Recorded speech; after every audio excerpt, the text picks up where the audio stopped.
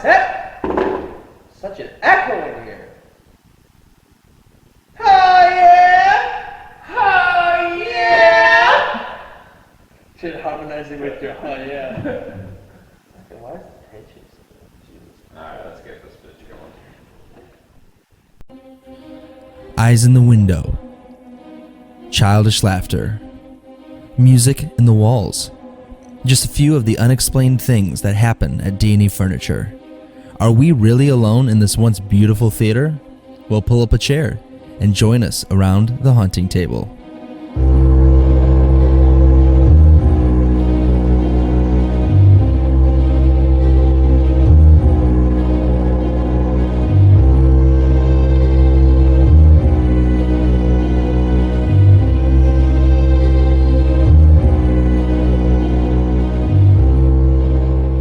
All right. How we doing? Oh, welcome everybody. Hello!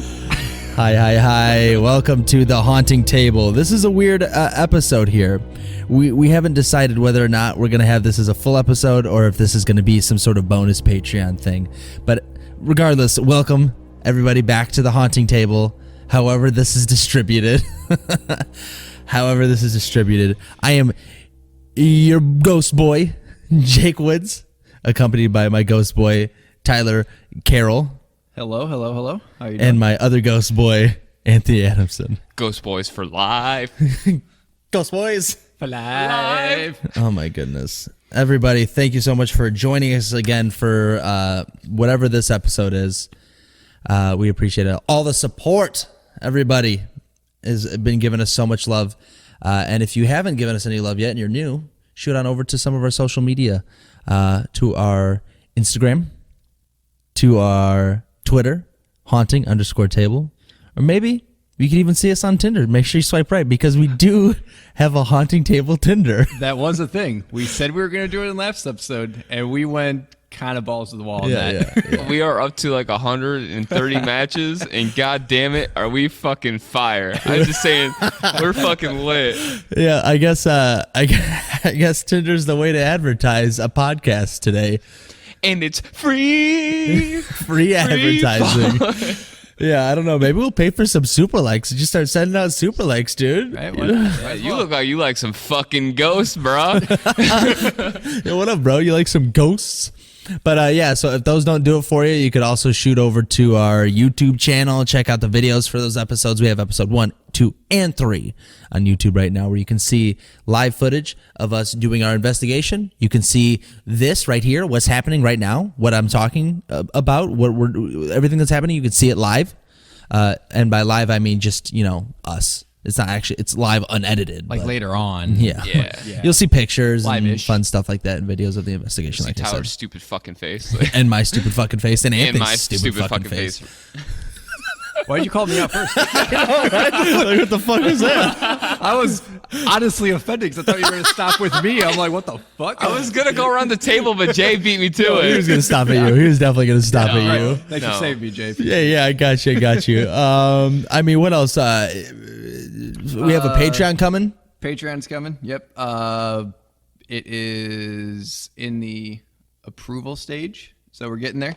We're gonna have some tiered rewards for you, depending on how much you want to actually support us. Yeah. And it's us giving back for that support is the idea. So behind the scenes stuff, we'll get to some other little fun things later on, merch, that kind of stuff. Possibly but some we'll see. hot merch. Some hot merch. Hot. Some QQ or some ghost nut. We'll see what A little happens. bit of QQs. Gotta get that QQ. But we're also thinking about doing stuff like this episode here, since it's kind of a 0.5 episode. It's like episode 2.5.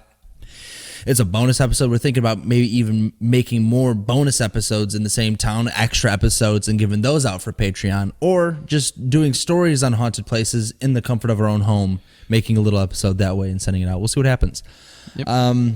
But other than that, you can also shoot over to our email address Send us some stuff. We have puppy Sundays. Send us pictures of your puppies. We need puppy pics. Puppy pics. All the puppies. All the puppies. All the doggos. And then if you do send it to us and you have a Tinder, I keep wanting to say Tinder. If you do send it to us and you have an Instagram, give us your Instagram handle because we will tag you in it. Absolutely. But yeah. And the name of your dog. Yep. And the name of your dog, of Yes, course, please. because that's going to be in the description. Or better yet, what you can do is give us a location to go to. Yeah. Or you could also, I mean, your dog's probably cute and all, but we would love some more places to go to and investigate. I mean, we have plenty lined up, but we would love plenty more. Absolutely. Other than that, without further ado, we should get into the disclaimer because I have a hot, juicy ass disclaimer turd to drop on your chest real quick. If you wouldn't mind taking off your shirt so I can splooge this little turd on your chest real quick. First and foremost, you weren't being everybody. serious. Okay. Yeah, no, 100% serious. Take off this one. There's another white shirt on Yeah, underneath. not even kidding. Yeah, I definitely have another one shirt. But first and foremost, everybody needs to know we are not professionals in anything. I'm not a professional in audio. We're not professional ghost busters, ghost hunters, or ghost nutters. We did it. We said the thing. Nice, guys. We're not ghost, episode. but we might ghost nut. Who knows? Depends on how much you support us on Patreon. Yeah, right. So take everything that we're doing here with a grain of salt. We're just 3 ghost boys, ghost boy 1, ghost boy 2, ghost boy 3, just like hanging out, hunting ghosts, and see what we can do, and then recording it on microphones later and joking about it and stuff like that. So we're not pros. I mean, I'm a pro idiot, pro troll, actual cop. I do stuff. He actually does stuff. Barely. Barely. Barely, yeah, right? Barely. Also, if you like what we do, you watch us on YouTube, you listen to us on Apple Podcasts, Spotify, whatever, and you want to do what we do, please get permission first. We do not condone or advertise or want you to trespass. If you like a building we're in and you want to investigate the building we're in based on a story we told or just based on how it looks on the video, get permission first. We do not do anything without permission from the owners or local authorities if needed. Yes, it's really simple. It's called a cell phone, and then you dial a number that goes to that business, and then you ask them, hey, can I do an investigation? And they'll say, okay. Or they'll say, pound sand, which we actually ran into a little bit ago. We're not going to say any names of the places that told us to F off. Yeah, they might say yes, or they might say, go fuck yourself. Yeah. And it happened. So many words. Yeah, it's in so many words. It was a convent.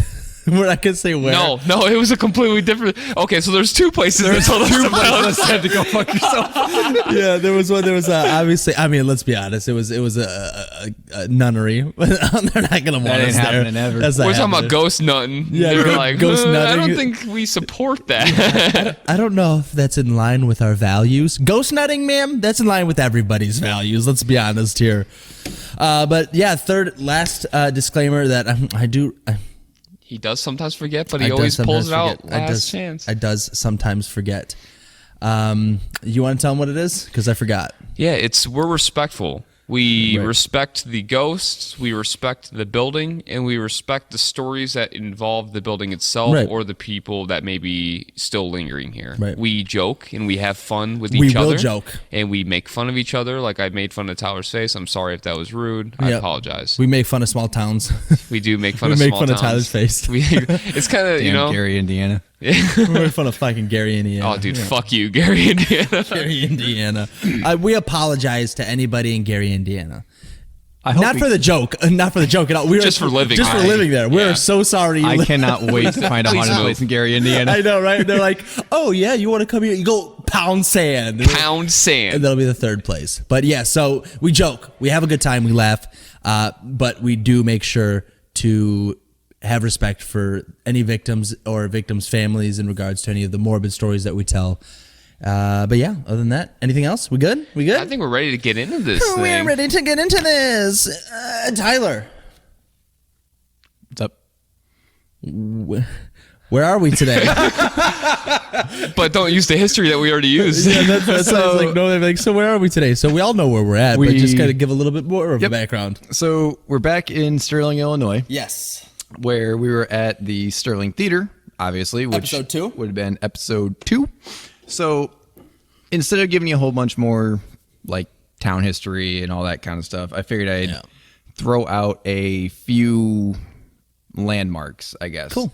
So I got a few landmarks. I got a few kind of big events that happened. Obviously, a lot of these were all like pre-COVID and pre-shut down the world and all that cool stuff. So, Damn you, COVID. yeah, no. Oh, well. Yeah. But so first thing, we're going to do like I said, I'm going to do a few of these landmarks.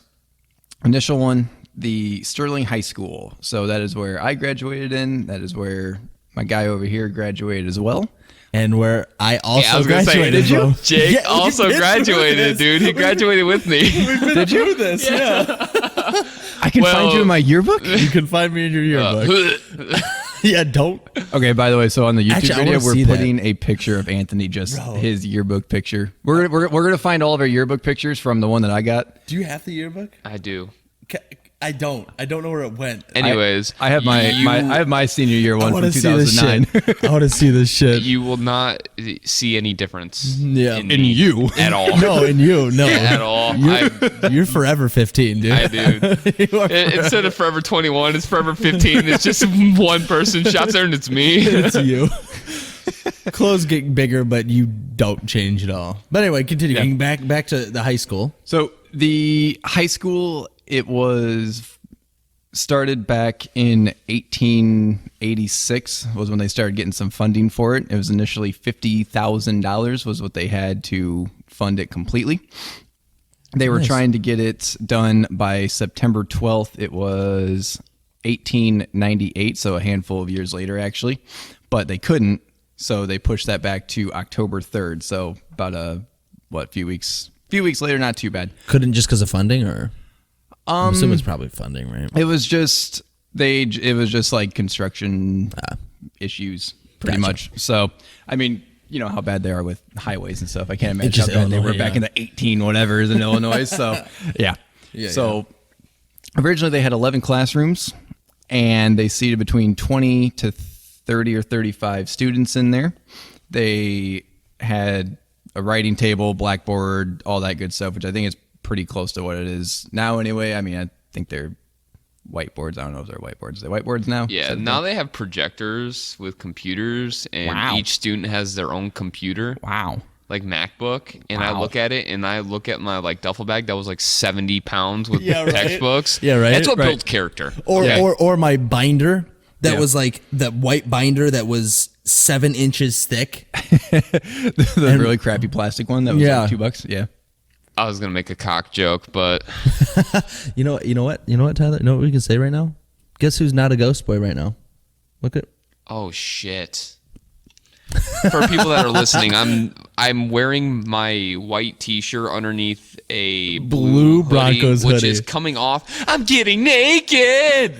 He's not getting naked. we have a thing where we always wear white shirts. Oh yeah.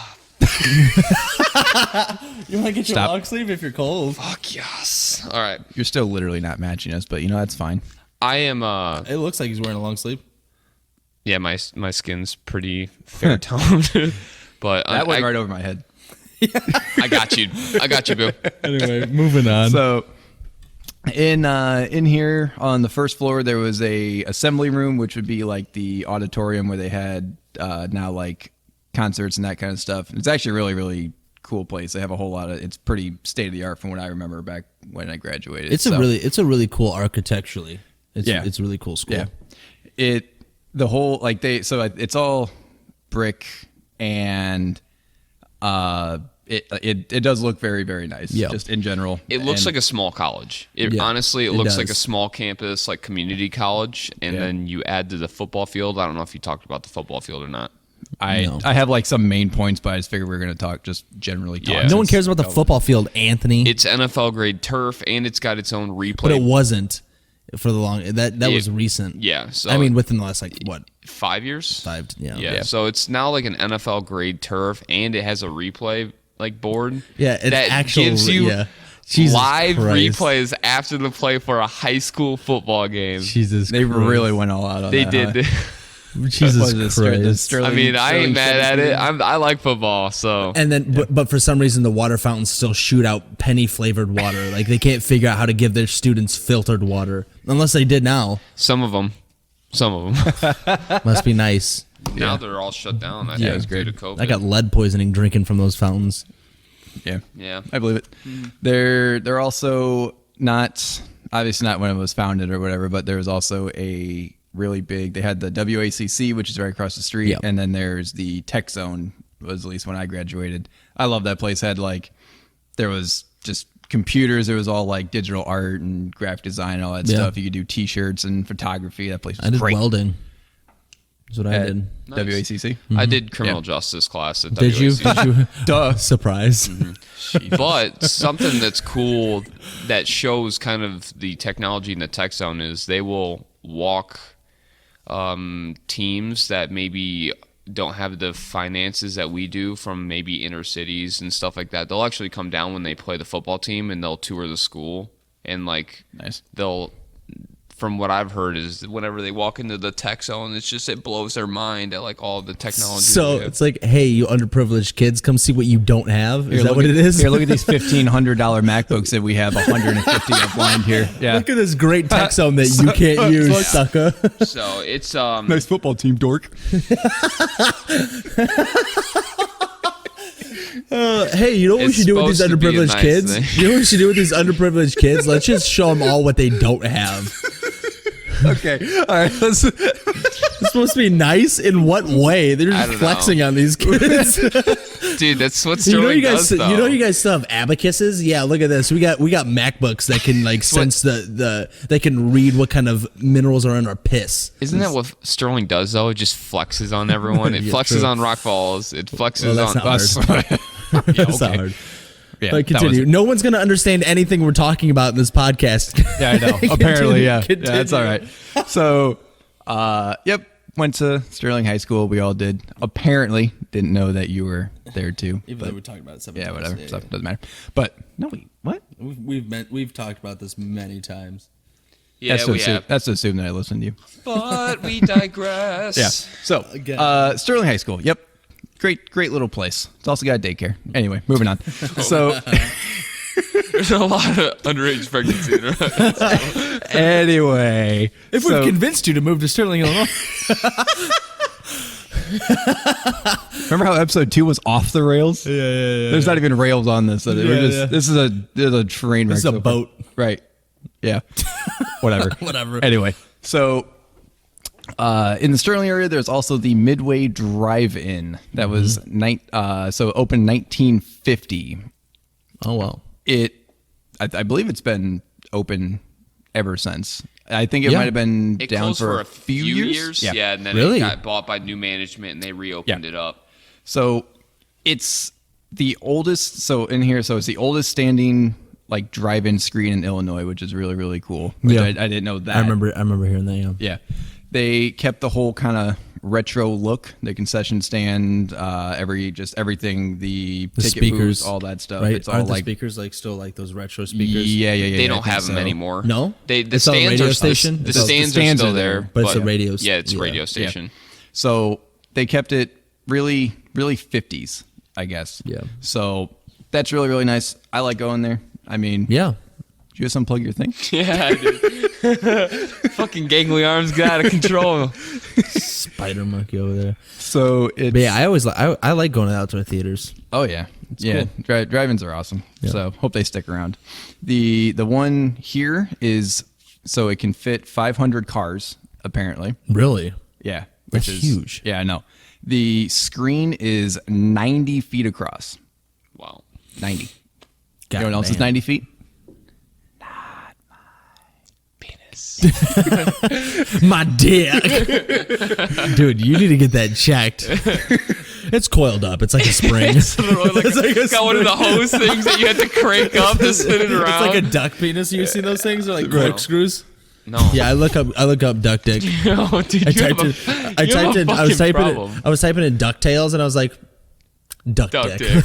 Let's see what And happens. then he That's just started literally the immediately next thing. beating his meat. Duck penises are hot. Wow, was I missing out? Who'd have thunk it? All right. So, Jesus Oh Christ. my goodness.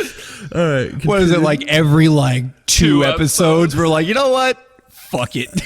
I've been up for almost 24 hours now, so I am just lucid right now. Oh, so you want me to just run through this? Let's get through it. Run, Cool. run, Yeah. please. No, I'm just kidding. Go for it. Yeah. So also we have the Woodlawn Arts Academy, which is located on Woodlawn Road in Sterling. Yep. Yep. So it was a facility of the Dillon Foundation, which I will get to the Dillon Home. That is a very big place here. Yes, it is. Yeah. So it provides like lighting for filming, soundproof rooms for music. They got a stage for dance and all that kind of stuff. It's apparently very environmentally friendly as well, which is great. So we got that. And then the last big landmark that I wanted to hit was the Dillon Home. So that was built in 1858, and it was for brigadier? I don't know. Brigadier. Yep. We're going to go with that. Why not? So it was built for, I should have left that first word out and just said in 1858, it was built for General Edward Kirk. I can say that just fine. Brigadier. That's, yeah. Brigadier? Yeah. Yeah. I don't know words. I didn't know if it was like military related or if it was a name that you were butchering. No, it was military related, and I Yes. butchered it still. So that's basements and butchering words. That's the two B's of Tyler right now. Yeah, So, yeah. yeah. He's a bad bitch. Double B's. Double B's. He's a bad bitch. So the home is on the National Register of Historic Places. The Dillons bought it in 1882, so about 30-ish years later. They had the Northwest Barbed Wire Co. His son was P.W. Dillon, who eventually took over the mill and turned that into Northwestern Steel and Wire Company, which was big.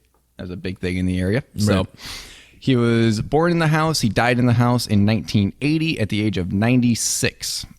There's still it's from 1928, but there's still a nice big old locomotive in the back that I guess is Is there? Yeah, there's a train. Is it red? Yeah, it should be red and black. I Oh, okay, think. then. Yeah, it's Yeah, red and black. yeah. I've seen Yeah, it. yeah. I've seen it. So it's, I guess, the last working steam engine in, I think, the U.S. Oh, it works. Yeah. How do which they is know? really When's cool. the last time they fired that bad bitch up? Probably 3 years ago. Really? No, I have no idea. You should just went with it, dude. I believed you. Yeah, dude. I was like, oh, okay. that was convincing. you said that convincingly. Yeah, so that still sits on there. It's in the backyard. It's a great looking place. They kept I think it was so Mrs. Dillon went, well, maybe her and her husband, I'm not sure which, but they traveled all over the country, bought a whole bunch of cool, antiques and all that stuff, and that's still in the house as of, I was in there a few years ago, and it looks great still. So Is it haunted? Is it haunted? Actually, it is. So- and they've reached out to us. Really? Yeah. So it's funny you say that because I literally had one of my buddies who used to work there, like tending like the grounds and all that stuff. And he's like, dude, you should check out the Dillon Home because I always felt just really, really weird. I never feel weird anywhere else, but it just felt like there was Anybody something there, die in the so- house? He Dylan? just said, yeah. Dylan Technically died Dylan, in the yeah. house. Oh, I was 1980. listening. Cool.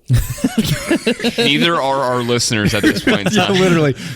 Hey, Alan, Alan, now's the time for your break. take your break, buddy. But I might be something to look into. Yeah. Never know. Cool. Hey, yeah. So, but yeah, they do like a haunted train walk and a bunch of stuff in like the holidays and all that kind of stuff too. Sweet. So, with those, the other few things, and I'm going to kind of get through these ones, kind of sort of quick here. Kind of, sort of. Kind of, sort of. So there is the city of Sterling hosts a outdoor summer movie program. It started in 2012. Now this one I'm not sure if it's still going because the last like dates they had for it was of last year. I don't know if that's a COVID thing or if they were still doing this, but they always played like kids movies outdoors. There's like a what do you call it? So it's a band like shell. an amphitheater. It's the Civic Center. Yeah, yeah. amphitheater. Civic It's Center, outside. It's outside. It's a gigantic band shell, pretty much. Oh, that yeah, amplifies yeah. Okay, the gotcha, music gotcha. for outdoor because they'll have outdoor bands Right by the like PD? orchestras and Yeah, stuff it's like that. right by the But PD? yeah, it's right by the PD. Yeah, it's right across from there. It's probably a block or two up the way. It's pretty close Yeah. to where Yeah, we're at right now, actually. Probably So 6 blocks away. Yep. So they do a lot of like movies, obviously family friendly. It's free. They start at dusk. They have all, refreshments, all that kind of stuff. Like I said, last ones were obviously last summer, and since everything happened, they didn't really do it this year. Yeah, but right. Still kind of a thing that they do. We've also got the Fiesta Days, which is to celebrate Mexico's Independence Day. It's usually around September.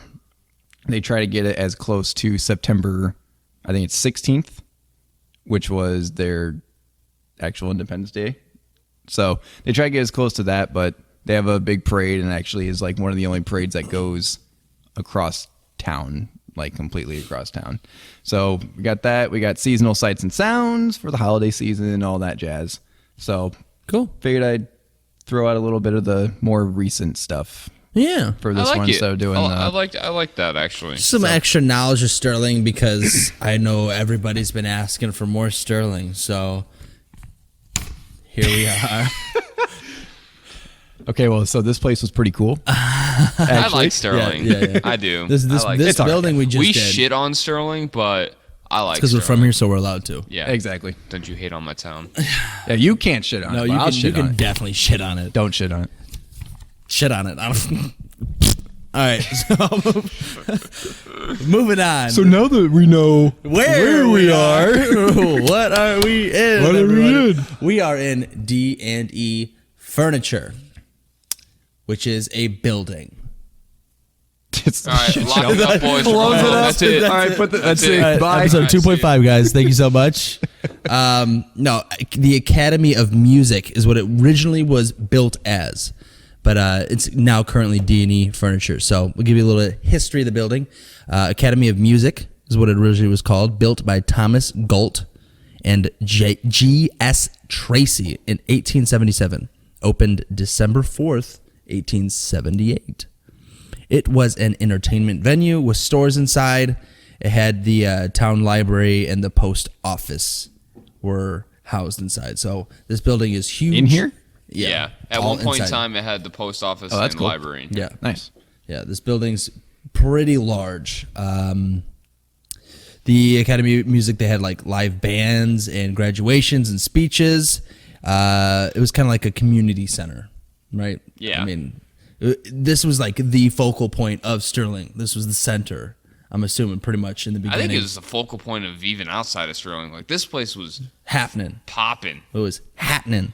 It was happening. It was actually so popping that it was said that the building with the shows and stuff would attract nearly 1,000 people. That's a lot. That's a lot. that's For back a- then, that's in a a lot. small town where the population was probably 1,000, if that.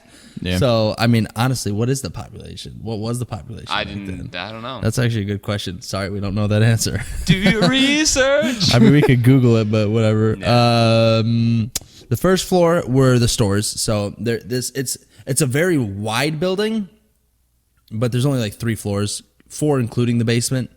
So technically 4. Yeah. But the first floor is where the stores were located. Second floor was the live play theater. It was a huge auditorium theater. I don't know. You can't, for those looking on YouTube behind us, this big open area was when you would look up to the raised ceiling, the huge way up there ceiling. This was the theater, the overlook of the theater. This is where the balcony where the rich people would sit. You can't really see it, but there is a huge. You'll see. We'll have pictures on our socials, but there's a huge like chandelier up here. It's really freaking cool. It is awesome looking. Yeah, like I said, third floor was the balcony where balconies for the theater. Sears rented the first floor, and eventually buys the entire building. Sears' official name was Sears, Roebuck and Company. Yep. And opened on May 2nd, 1939. Owner of Sears guts the theater and transforms it into a convenience store. What a jerk. Rude. Yeah. It sounds like, actually, do I have...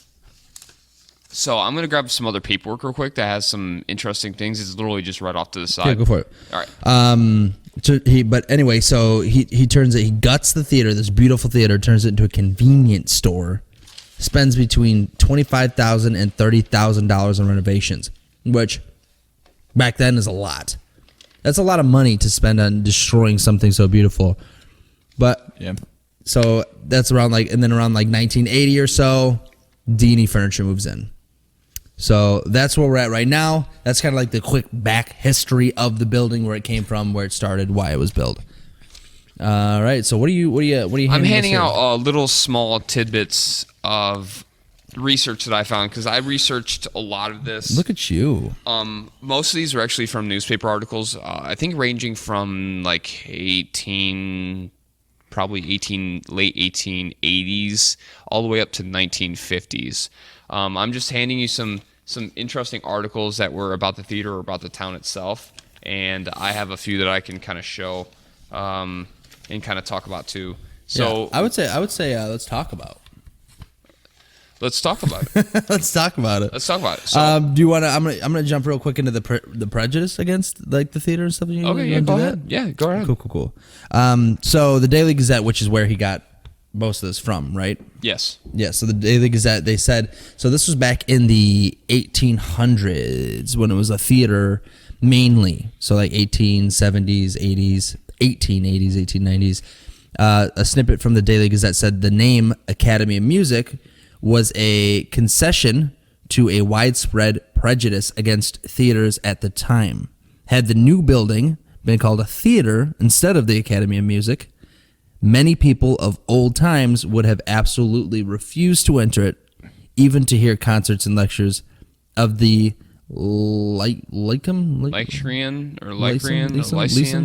whatever, courses, an institution for popular education, providing discussion, lectures, and concerts, which were long the most popular form of entertainment. So back then, I guess, theater... was frowned upon because they were considered gross, dirty, drunks. Yeah, freaks. It was lowbrow. Yeah, I mean it wasn't wrong, but you know. Yeah. So, but they just, I think, I'm not 100% sure. I think I read something too that the reason why plays kind of had that tainted feel to it early in American history is because London and Great Britain were very into theatrical plays, and due to the obvious animosity between the two, they were like, we kind of, you know what, you guys like it, so we don't. You like playing in them plays, you dirty Yankee? And the Yankees are like, you know what, screw your plays, you dirty hippies. Yeah, we're still gonna drink and get drunk. You guys are right, we're drunks. So, yes, now that we've gotten into the history, an interesting thing that I found out, which we still have a problem with today. Tyler, do you want to read your article? All of that? The one Which thing part? that's circled on here? Just kind of paraphrase through it. Yeah. Swarms of mosquitoes cause much annoyance. You're goddamn right they do. That's an article in the Literally newspaper. an article. Yeah. So it says the mosquitoes have opened up a barrage on the people of this community. I thought that said corn for a second, but it's community. So it's split up into like two words, just whatever. In this community to an alarming extent. This is kind of like poorly written. It says Dude, they're theaters, the old school like newspapers, like their editors should be fired because they didn't give were a fuck. terrible. There are perfect clouds of them. Some people have been so marked with their bites that they appear to have some kind of a pox. That's awful. Bro, the writing right now is the worst part. They seem to be so like covered with them that they have pox, looks like. Sell straw at the stock show. Several large truckloads of We're currently reading. All right, just stop it. In case it was not explained. Yeah, really, the pox thing was. We're currently reading snippets from an old Charles Kitson and bride newspaper. given shower at Kalita Town Hall. Interesting. We're not reading that one. But Anyway. how would you like to get attacked by mosquitoes to the point where people think you have chicken pox all over your body? I would not. I would just. I would Wouldn't jump want into that. a fire and just Yeah. end it. Just end it. That is a whole lot of itch you don't want. Yep. Anyway, so yeah, So what else? yours, the article I gave you, Oh, okay, yeah. that one's pretty short. You just read the highlighted. I didn't highlight yours because I was lazy, but I highlighted this one. So Jay's a fire alarm inspector, and this Yeah. is about the Academy of Music had a lot of updated and pretty ahead of its time exits, like very large exits. Oh, this right here. Okay, got you. Yeah. From Accident on D&E. No. This is completely different. So this is back to they had thousands of people here. Yeah. Right. I'll just talk about it. You don't have to read it if you don't want to. Okay, cool. So they had thousands of people here, but they had a bunch of large openings for exits around the building, and they had a fire alarm, an unplanned fire alarm after an ending of a show, and they timed it. I'll have to find what the exact time was, but for 1,000 people to get out of this building, 2 minutes it took and 2 50 minutes and seconds. 50 seconds. 54 seconds for 1,000 people to clear out of a very large multi-level building. That's not bad. That's not bad at all. No. So, it was just I thought you would like that because you're a fire alarm inspector. Oh, hell yeah. Let's talk about He's hard, evacuations, dude. He's like rock hard right now. But Speaking, I mean, there's also the little snippet you have here of the accident. That yeah, happened there here. was out of all the research that I did, there was one major accident. Yeah, unfortunately, I don't know, but for us and what we do, not a lot of accidents or deaths happened here, and by not a lot, I mean none. So there's that. But anyway, accident on D&E from a paper from 1946. This is a little snippet from it. On July 3rd, 1898, a fire escape salesman. There were like salesmen for fire So escapes. I wrote this, by the way. This isn't. I just paraphrased it because it was a very long okay. article. But yes, it What said did it- salesman. It literally said fire escape salesman, like traveling salesman. Do you not want to die? You want this fire escape that magically turns hair into gold? Because like they always have like a sample of what they're selling. Like these door-to-doors. Was he just like dragging a fire escape he behind just- he him? just got I like don't a know little. what they did, but it's like a little mini they hooked ladder. it up to Dini. Okay, so let me read this then. On July 3rd, 1998, a fire escape salesman came into town and demonstrated on the building the fire escape. That's so weird. I'd like to see how this works. But anyway, the salesman went up and down a few times himself. Thomas Crawford and Robert Hill, they were just some people here. Would I have some volunteers step up and Yeah, right, try right, this fire escape? Oh, me, I'll do Which it. one of you young boys would like to come on, step on up and try out this fire How about escape right us? here? Mom, can I go? Mom, can I go? Go Yes, on ahead. what's your name, little boy? Thomas Crawford. Come on up, man. Robert Hill. Yes, please. Okay, tried the fire escape. Why'd you get really Elvis right there? Okay, thank you very much. Ain't nothing but a hound. All right. They escape. They climb up the fire escape, and I guess it breaks, dropping the two men from the top of the Academy of Music. So it waited till they went to the top, and it dropped them 3 stories onto the ground. Crawford lost his leg, and Robert was, quote, never a well man afterward. What the fuck does that mean? I'm guessing like traumatic brain injury. Yeah. He shakes all the time now. There was a huge legislation battle, and the fire escapes were halted from sale. Bro, that salesman fucked up. Yeah. How would you like to go back to your company? Not only Hey, did by the this way- cause a huge lawsuit where they're going to probably sue us, this dude lost his leg, and the other guy, he ain't the same anymore. Yeah, we're not allowed to do anything now. He does not make full sentences anymore, so I'm gonna need you to. The cheese keeps falling off his crackers, so I don't know what to tell you. Goes to put the spoon in his mouth and just dumps it all over him. You want to hear what it sounds like? A spoon smacking on teeth? Go listen to him eat a cereal. Oh my God! All right, Sorry about that. We like to be offensive. All right, moving on. Who's next? so this is going to be between all of us. So obviously we didn't have town history, and there wasn't like a huge murder or something that happened in the building. But something that we can kind of delve into and kind of talk about, which is super interesting, is to show how famous of an Academy of Music this actually was. Yeah. I looked through old articles and I found a bunch of famous people that visited, performed, or I guess acted on the stage right below us. Okay. Cool. So I guess we'll just we'll do popcorn reading, and My turn. we'll just go around in a circle and just keep reading it. Except I want Jake, because you Blind Tom? I want you to read Blind Tom because you're the more articulate person out of all of us. We sound. Fuck you, Tyler. I can't read. Why are you either. attacking me today? I can't read either. What did I do to you, man? We're the can't Not read sure. good brothers, bro. Did you hear? Jeez. All right, anyway, All right. moving My on. word was harder to pronounce than yours. Moving on. We'll go in this circle so that way I'll get this short one and then you can read Theodore. All right, go ahead. All right. So Emma Abbott, born in 1850, died in 1891, was an American operatic soprano and impresario. Do you want to? He's the music guy. Do you want to explain what that is? A soprano? That's a high. Oh, that's Okay. what that is. And what is an That's a gangster, right? impresario? Impresario? I have no idea what that is. Okay, cool. It's probably something I'm not. opera related. I don't know opera very well. I gotcha. She was known. You'll look like an opera guy, though. You do. Okay, well, I don't know what that means. You look like you would sing very high and break glass. Okay. Yeah. It's a compliment. Take it. I don't know what to say to that. Known for her pure and clear voice of great flexibility and volume. Throughout her career, she retained artistic control over her opera company troupe, which sometimes numbered 60 people. The company was incredibly popular with the public and was consistently financially successful.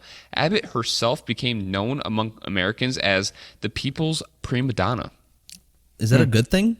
I think it was a good thing back then. Yeah, I thought prima donna 'Cause was bad. It's like bougie. She was Yeah, just bougie. like uppity, you know. It's And that bougie, back bougie, then, ratchet. like, God damn it, Savage, bougie. I don't know how that song goes, and I really don't care. I fucking hate that song. All right, yeah. So Emma Abbott, famous opera singer. On to the next one in a circle. Do you not have yours? I gave you papers. Is it my turn? Go ahead. Yeah. Adelaide Thurston was a famous actress who got her big break in New York in 1899. Became world renowned and traveled the United States and Europe. Just acting. Just acting, famous actor. It'd be like if George Clooney came up in here and was like, "Hey, yo, Yeah. what up?" That's exactly how he talks. Yeah. Hey yo. Hey. Hey yo. It's your Yo. boy George Clooney. It's your boy. It's your boy George Clooney. Where's the stage at? I'm about to do some acting. Dude, George? Is that you? Hey, yeah, like I said, it's George Clooney, but I'm looking for the stage. Have you seen it? That's George Why do you Clooney, sound right? like the dumb henchman in like the Bugs Bunny cartoon? Hey, boss. Hey, could I find the stage now, boss? He just gets slapped around the entire. Hit me again, boss. All right, go ahead. So, Hit me again, boss, daddy. Boss Daddy. So for people that don't know, we put daddy on the end of everything, and it becomes really. oddly and uncomfortably sexual. so what he meant to say was, it becomes better. It becomes much better. So we also had Theodore Thomas here. He was alive from 1835 to 1905. He was a German-American violinist, conductor, and orchestrator of German birth. Cool. He is considered the first renowned American orchestral conductor and was the founder and first music director of the Chicago Symphony Orchestra from 1891 to 1905. That's pretty cool. Yeah, he played here. That's pretty decent. yeah. That's a big boy. It's a boss. The founder and first director of the Chicago. That's cool. Yeah. So music historian Judith Tick writes, Theodore Thomas was a legend in his own time, and in 1927, the journalist Charles Edward Russell's biography of Thomas Theodore won the Pulitzer Prize. Other way around, Theodore Thomas. What did I say? Thomas Theodore. Team, we don't read good. High five. He's like, I'm not high-fiving you, bitch. Yeah, you've literally just made fun of me all night, so I don't think you get that. He won a Pulitzer Prize. Yeah. Damn. For the biography of a musician. The only Pulitzer Prize ever Yeah. awarded for the. That's crazy. That is Yeah. pretty fancy. So that guy was so famous that somebody wrote about him and then won a famous award. Yeah. Yep. Jesus. So, Nice. yeah. My answer. I'll read the quote. Yeah, go for it. Go for it. There's quotes from the Daily Gazette that I found that said, among the outstanding virtuosi who appeared at the Academy of Music during its long career were Edward Remiel, Ovid van Musin, and Wilhelmji. Wilhelmji? Wilhelmji? Yeah. And Francis Macmillan, the greatest violinists of their day. So they had a bunch of other famous people coming through here. Cool. Right. A very interesting story of one of my favorite people that came through here from what I've found is his name was Blind Tom. Oh, okay. and Yeah. Cool. That's my Q. Q. All right, Blind Tom. Thomas Blind Tom Wiggins, May 25th, 1849 to June 14th, 1908. He was an American musical prodigy on the piano. He had numerous original compositions published and had a lengthy and largely successful performing career throughout the United States. During the 19th century, he was one of the best-known American performing pianists and one of the best-known African-American musicians. Although he lived and died before autism was described, he is now regarded as an autistic savant. So he Was he actually blind, though, or was that just his name? no, I believe he was actually blind. So he was blind What is and it- autistic, and he battled through all of that and became one of the best pianists of his time. What is it with? How does this happen? Just in the African American culture, blind pianists, African American blind pianists are always fucking phenomenal. I don't Stevie know. Wonder, Ray Charles, Thomas Wiggins. Damn blind time. Yeah, I don't. Dude, Do we know stud. any? Do we know like any white blind pianists besides? Was Beethoven? Was he deaf? Yeah, deaf, right? Yeah, he was deaf. And then eventually went blind. Yeah. But yeah, that's crazy to like not be able to see what you're doing and just. Yeah. And dude, it just gets crazier. There's more. There's more. Oh, yeah, this shit. The's one whole page. Am he I typed reading up. all of this? is you don't have to read all Jesus of it. Just- Christ! just All right, glance guys, through it. we're just reading books to you now. All right. So much on that paper, This is literally- bro. It's not even double spaced. I thought this was just he like copy and pasted everything from and he just forgot to not print this page. Wiggins was born Thomas Green on the Wiley Edward Jones plantation in Harris County, Georgia. Blind at birth, he was sold in 1850 along with his enslaved parents, Charity and Domingo Mingo Wiggins. Yeah, that's sorry, I should have highlighted that. That's good for that paragraph. Okay. No, So where? it was just the next one. he was a slave. Yeah, He started okay. off as slave and he was born So blind. he and his parents were. Yeah. Because Tom was blind, he could not perform work normally demanded of slaves, which, I mean, obviously makes sense. Instead, he was left to play and explore the Bethune plantation. At an early age, he showed an interest in the piano after hearing the instrument played by Bethune's daughters.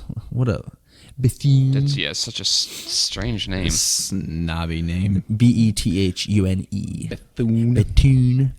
By age 4, he reportedly had acquired some piano skills by ear and gained access to the piano. By age 5, Tom reportedly had composed his first tune, The Rainstorm, after a torrential downpour on a tin roof.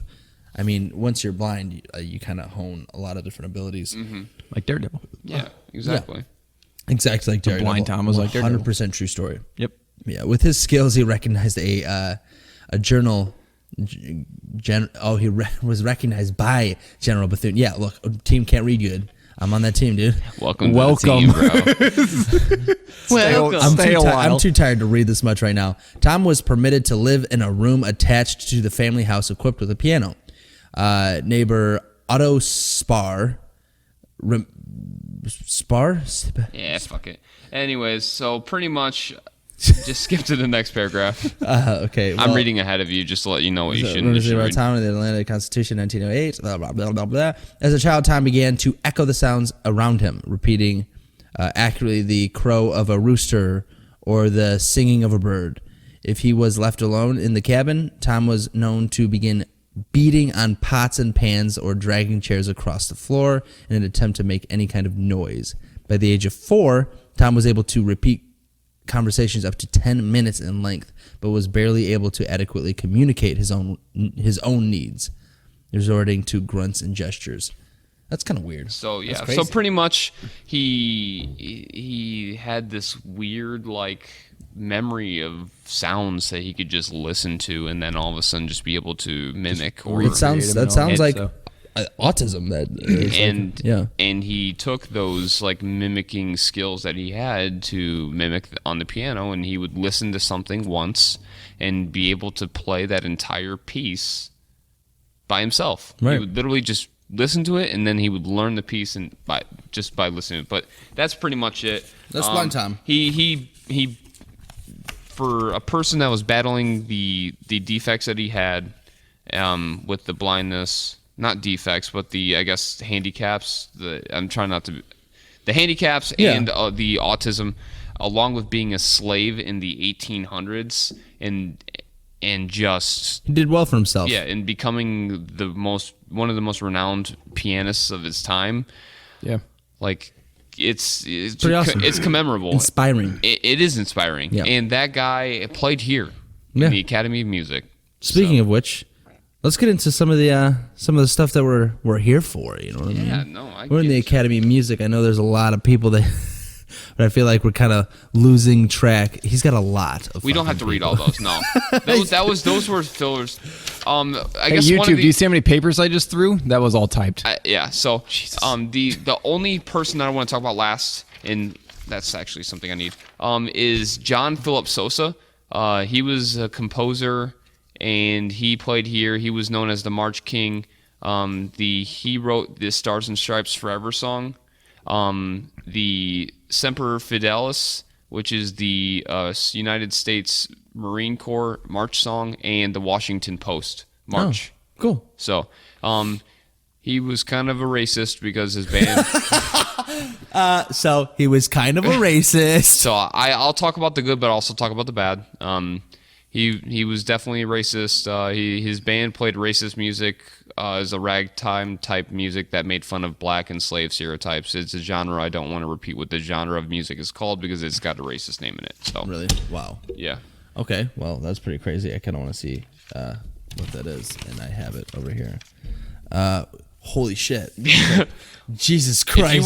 If you wanna look up that stuff, just type in his name, and then yeah. How did that expect that? Yeah. Damn. Yeah. That's fucked up. I can't believe That's that's fucked like up. So music. he was racist. Yeah, he was definitely racist. So, all right. Well, moving on. Why are we here? We are in D&E Furniture because it's reportedly haunted. So let's jump into some of that stuff. Wow. Yeah. Anthony, over to you. Why is this haunted? Why is it, what the fuck was that? Why is this place haunted? So I'm melting. So what we'll do is we'll kind of change it up a little bit today, because what we'll do is we'll talk about what we experienced, and then Is this therapy? And how did that make you feel? And how did that make Did you feel good? We'll talk about our investigations, and then we will listen to the stories that the employees had. Yeah. Because I think it's very interesting from what we experienced to what the stories that were told of the spirits in this house. Yeah, because Tyler and I, neither of us have heard any of the stories from. Oh yeah. The people. So I want you guys to hear what we thought, and then all of a sudden be like, holy shit, like wow, like that makes a whole lot more sense now. Yeah. So Cool. Alrighty, well, like we usually do for our investigations, we split up. this time we actually had a lot more time to do an investigation. We were actually able to do solo investigations with nobody else in the building when doing those investigations. So it was a lot more conclusive, because some of our other investigations, we don't have a lot of time, so we kind of cram all of our sessions together. One will get one area, another will get another area, all in the building at the same time. But here we had all the time in the world to mess around. So while somebody was in the building investigating, even though there's 4 floors, including the basement, the rest of us were outside. Yep. So started off was Tyler. Go ahead and tell us what happened with you. So I was in the basement, and I was also on the second floor.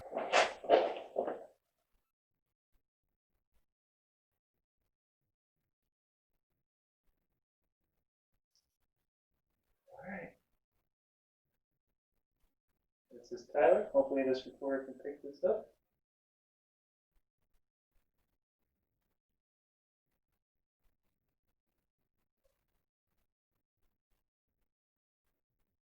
What used to happen down here? There's a tunnel right where my camera is. Did you guys used to come through that tunnel?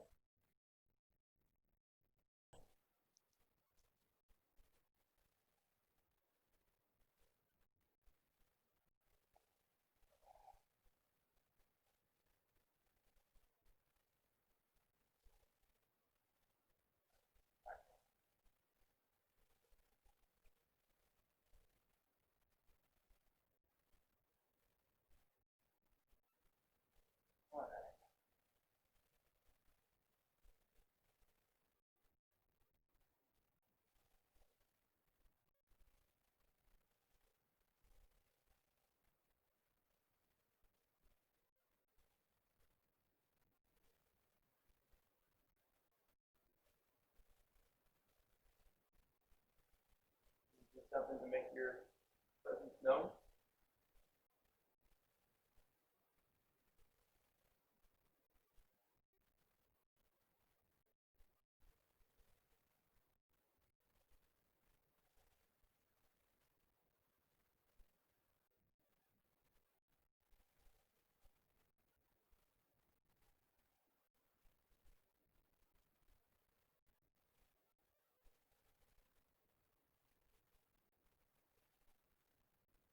Is the second floor where like the stage was? Is Yes. that where that used to be? Okay, Yes. so second floor. I don't know if we mention like in the basement. So in the basement, there's how we had like tunnels from the Sterling Theater. There's also a pretty good sized one here. You can actually see, and again, Instagram haunting _table on Instagram and Twitter. We'll have pictures up, but you can actually see like an archway, and you can see where they built in. So there was a nice big old tunnel. There like, used to be tunnels, so yeah. Huge. So I was down there, and when you get down there, there's like a long hallway, and it kind of curves around, and there's a tunnel here, and then off to the left, there's another little small side room. So I was sitting right in front of the tunnel, and I didn't really get, I don't know, I didn't really have anything down there. Yeah. Like it was maybe like, I think it was more like my nerves than anything, because, again, I'm in a basement, since that's my job, is take the basement. Take the basement. Take the basement. But so didn't really get anything in there. Didn't really feel like anyone was watching me, but just kind of had a little bit of uneasiness, I guess, down there. Yeah. So nothing too crazy. Not going to say anything. Have not watched the video, so I don't know exactly what's on there. Did listen to the audio recording. There wasn't anything from questions I asked, all that stuff. Yeah. So down there for 10, 11 minutes, because like I said, didn't really feel a whole lot. Came back up, second floor, and that was a little more interesting. So again, I'm a little skeptical of stuff, and I kind of like, I don't want to just jump to like, oh, hey, I saw that kind of, maybe that was like a shadow, definitely a ghost. Don't want to do that. So, but I was sitting there kind of in the middle of the room on the couch, had the recorder asking questions, all that stuff. There's a light for an exit sign that was it would have been to my right. And I kept it just kept feeling like it was getting dim or like something was moving like in front of it, something along those lines. And I kept looking over there all the time, and I'd like shine my light over there and nothing. The light itself doesn't dim. It's just a really straight, solid red. So that was the only thing really when I was doing my solo by myself. There was a few times where like the other ones I kind of saw the same thing. So the only thing I really got would be kind of shadowy something moving around would be what I would say. But nothing like crazy. Didn't catch anything on a recorder. So Gotcha. That was just my solo part. Yeah. Got a little bit better when maybe later on, but so that was me. I didn't really do a solo. We had a buddy come by, Daryl. He helped us out today. It was really nice to have a fourth to help review footage and move stuff around. But he wanted to do the investigation with us, so I let him come in and he investigated with me. We did the basement, same place Tyler was at.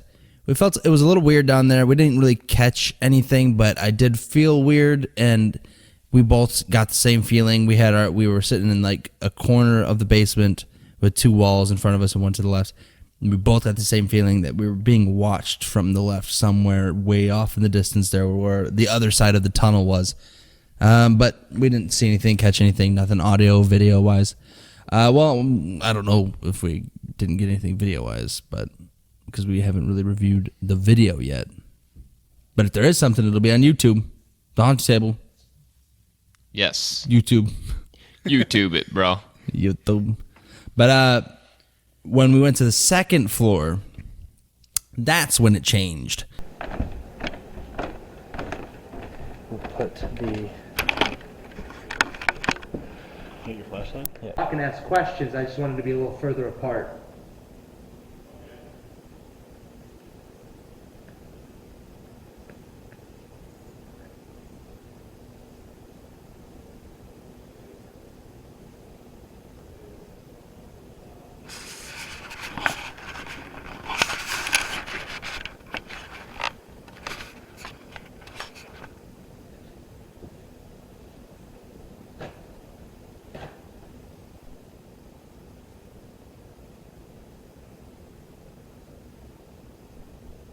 I heard this used to be a place for music.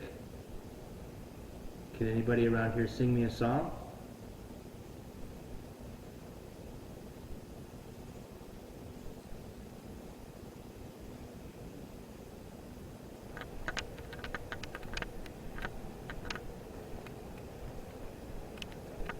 But I'm not even kidding. I heard like a woman's voice sitting over there, like in this direction towards you. I'm not even gonna lie to you, bro. How long ago was that? Like a little bit before I got out. It got really fucking dark. I saw your light. I could see the illumination. Yeah. It got really fucking dark. Really? So I saw your illumination clear as day, and then I saw something over here. It looked littler though, like smaller than the fucking cushions. Yeah. It's probably here behind this couch. Okay, so I saw something little like that, maybe behind this couch, and then I kind of felt like it walked this way. I didn't see it, but it got really fucking dark where you were sitting. I couldn't see your illumination anymore. Yeah. I can see it, but barely. I thought my eyes were just playing tricks on me as far as like, Depth perception or something? yeah, like it was just, but it got really fucking dark, like coming like Yeah. towards me. It was, wow. Yeah, I heard it sounded like a young woman's voice. I asked if they can sing Same. or if they can act, or play an instrument. So we were up on the second floor, and it's like I said, it's a big building, it's long. So I went on an opposite side, sat in a corner, and then Daryl went on the other side, sat in a corner. and he's on my left, I'm on his right, sitting in corners far away from each other. We could kind of hear each other, but we're sitting there talking. He's trying to ask questions, I'm trying to ask questions, and then I hear laughter, like little child, like I can't tell if it's a little girl or a little boy. Either way, it sounds like child's laughter. And then that was towards the end of the investigation for our part. So I get up and I start walking over to him. And before I get over there, he says that he saw shadows moving by, little short shadows. It looked like a child's shadow moving around where I heard the laughter coming from. So it was a little weird that those stories lined up together. Just so perfectly. And he's like, well, when did you hear the laughter? I said, about 30 seconds ago. When did you see the shadow? He's like, about 30 seconds ago. So I was like, wow, okay, that's creepy. But that's about all I got. We came upstairs to the top floor, third floor, balcony areas, and didn't get anything up here. Gotcha. Did you hear anything on your recorder about the laughter or anything like that? Not really. I couldn't really hear it from the iPad. I'll have to boost it later. Okay, I got you. So if we do, it'll be on the YouTubes. Okay. I went after I was last on the solo. I went by myself. I started up here on the third floor of the balcony, and I sat by myself, all the lights off, and just tried to communicate. And I kind of felt like something was there, but I'm not going to say that there was something there because it's a dark place at night, so you're going to feel kind of uncomfortable. Until I started to hear things kind of getting tossed around up here, like it was weird. Like, it wasn't like a wall shifting or like a creak. It was like maybe like a rock getting kicked around.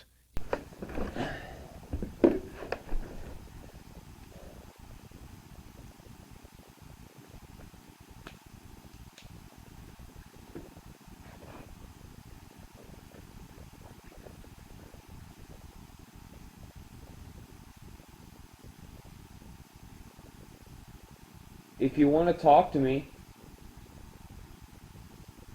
I have a microphone that's got a little red light on it right next to me.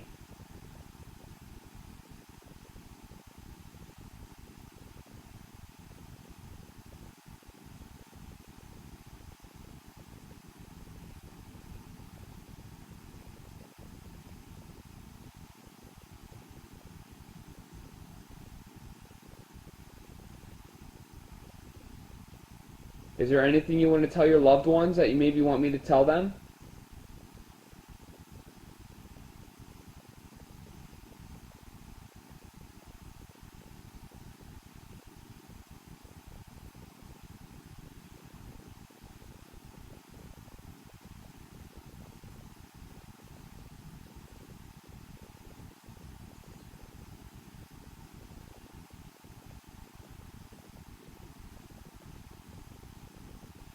Was that you in the other room, moving things?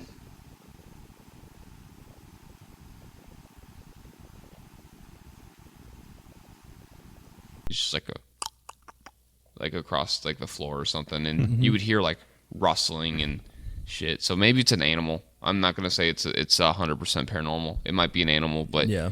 I didn't hear any animals. There's no like feces from animals up here, so I don't know. It was just weird. Feces. Nerd. Yeah, Poop. no. Shit. Yeah, fuck you. I went to the second floor and did the rest of my investigation down there. And I sat in the same spot that Jay sat. And so something that our friend said was his vision like would tunnel out and like darken. Like all of a sudden it would just like get worse because your eyes adjust to the light. And that kind of happened to me. I was sitting, there was a little bit of light just off my camera, off the camera screen. The LED light was lighting the room so you could see some of the like silhouettes of furniture and stuff like that. And it was like my eyes had adjusted and you could see it, and it was kind of like light. but all of a sudden, like my vision started getting super, super dark, like almost like going out, like tunneling to the point to where it was maybe like the size of like the middle of my eyes to each other, like maybe like 6 inches of where I could actually see, and everything else was like pitch dark as if there was no light on at all. And there's a little bit of like ambient light in those with like the exit signs and some small lights here and there. Still pretty dark, but that happened, and I was like, God dang it, my eyesights are just being stupid. And then it went away. I was like, okay, cool. And it proceeded to like do it every now and again, and then all of a sudden I started getting like this pressure headache in the back of my head that made it feel like it was like being squeezed, like not like something was squeezing it, but like the pressure was just like my head felt like heavy. Yeah. And it's while my head is feeling heavy, my like vision started blurring again, and maybe I'm having an aneurysm, I don't know, but well, no, Daryl said he was feeling the same thing, and he was kind of out of breath when we were coming up here. So he was breathing heavy, and he said it just felt heavy in that room. Yeah. So along with that, I was seeing like shadows like dart back and forth, and in between the furniture that I was looking at, like almost like it was like playing like hide and seek. Yeah. Like it was like behind a couch, and then it was like, and it was so fast.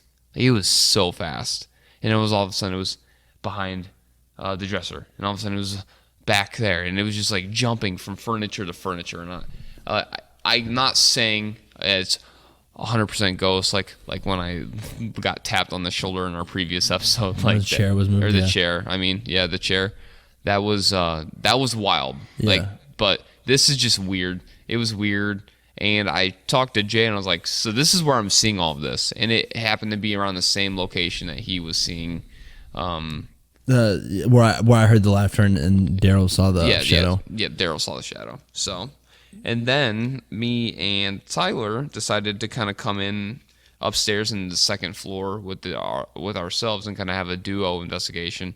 And what did you experience, Tyler? That one's a little bit more weird. Because I was getting the same kind of like narrow vision.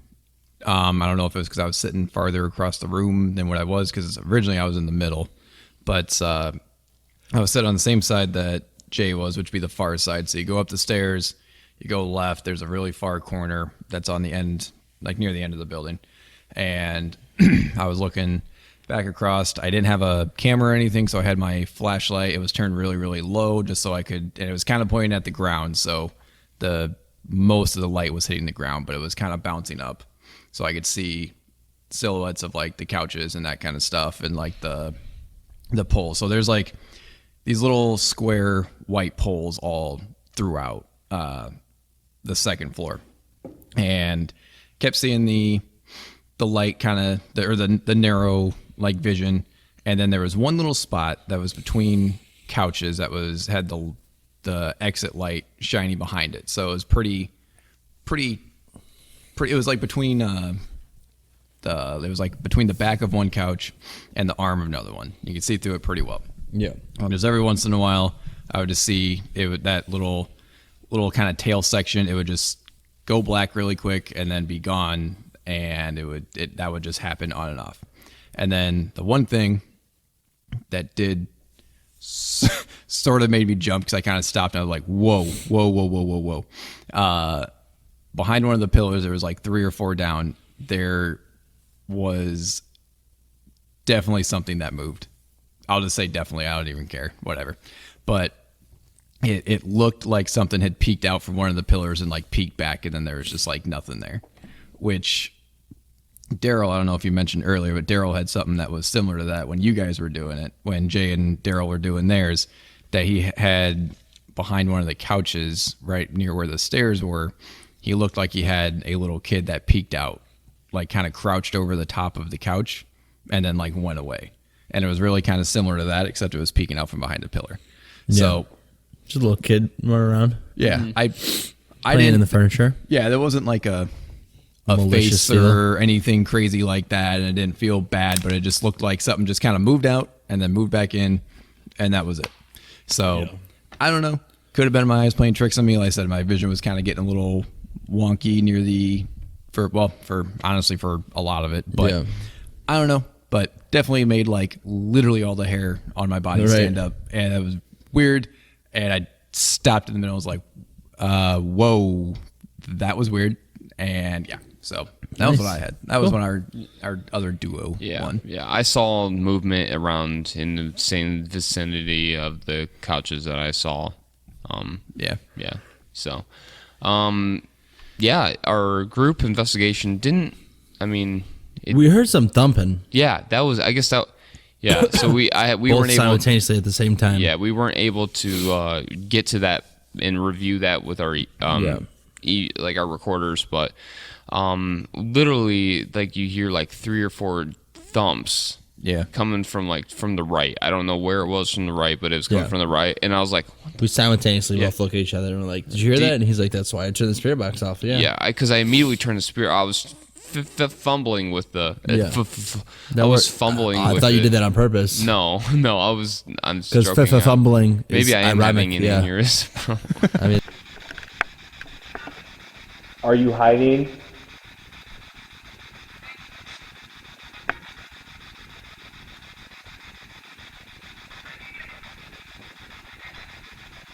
I think I see you.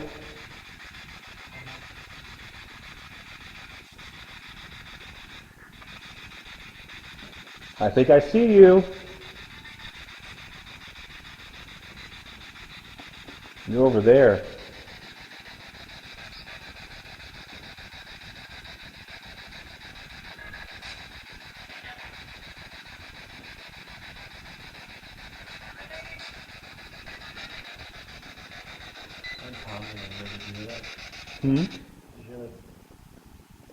Yes. You did? Yes, that's why I was trying to fucking pause it.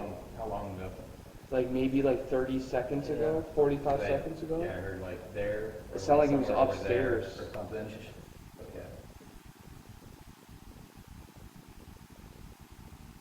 that worked perfectly. So I was fumbling with it, trying to turn it off because I heard the thumping, and I finally turned it off. And we like looked at each other and I was like, "Dude, did you hear that?" And they're like, "Yeah." I was like, "There's like," and it was like loud thumping. Yeah. I could almost feel it. Yeah.